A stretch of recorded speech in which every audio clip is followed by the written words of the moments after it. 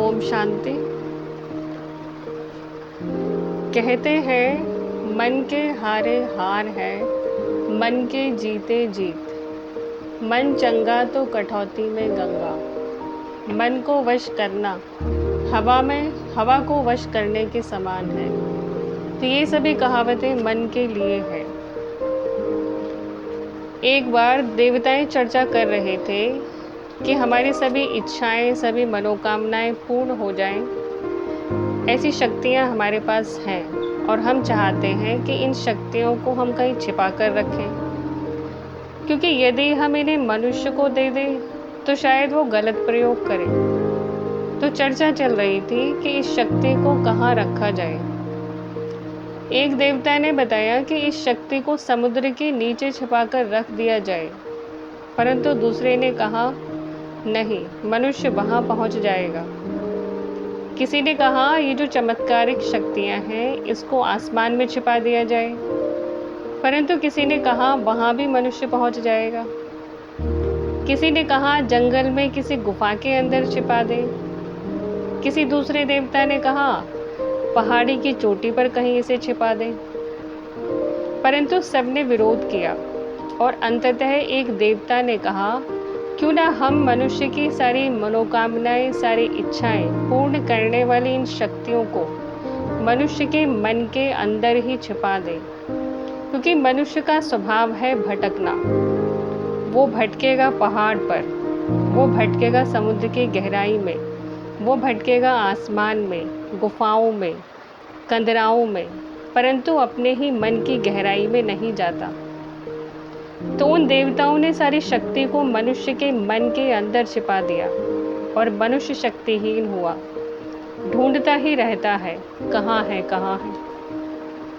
इस शास्त्र में उस जगह, इस जगह कहीं तो मिल जाए, परंतु कहीं उसको मिलती नहीं, क्योंकि शक्ति तो मन में ही छिपी है।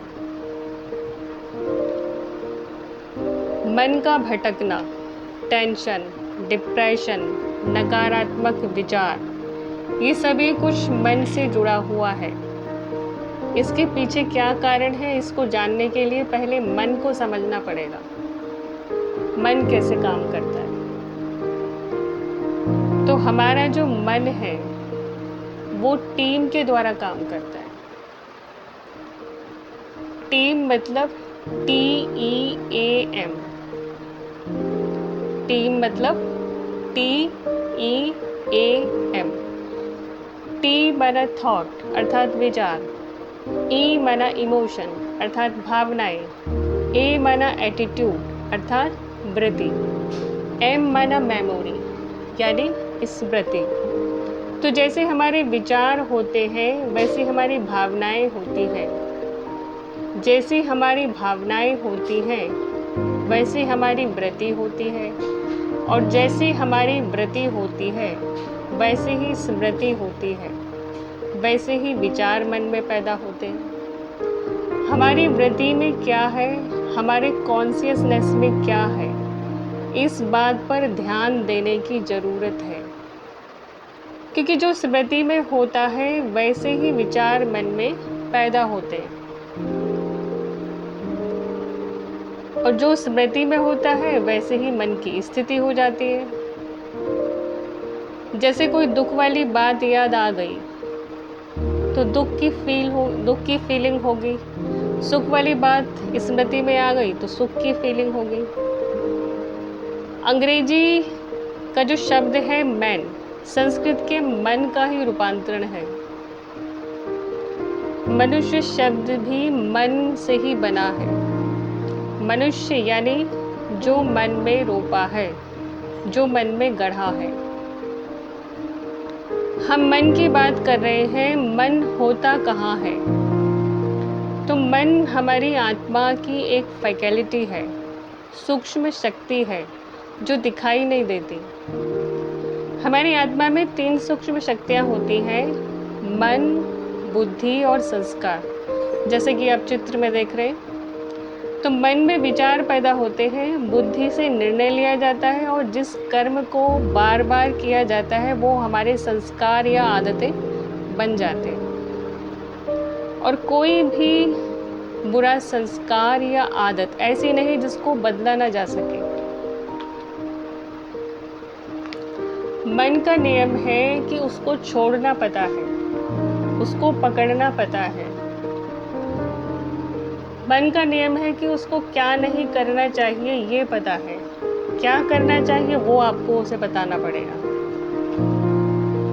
जैसे एक एग्जाम्पल से इसको समझते हैं। जैसे किसी को कहा गया कि सब कुछ करना, लेकिन काले मुंह वाले बंदर को याद नहीं करना।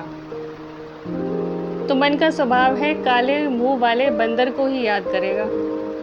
अगर किसी बुराई को छोड़ना कठिन लगता है तो पहले अच्छाई को पकड़ना पड़ेगा, जिससे बुराई छूट जाए। तो जैसे किसी बच्चे के हाथ में चाकू है, अगर उसको छोड़ने को कहे तो वो नहीं छोड़ेगा।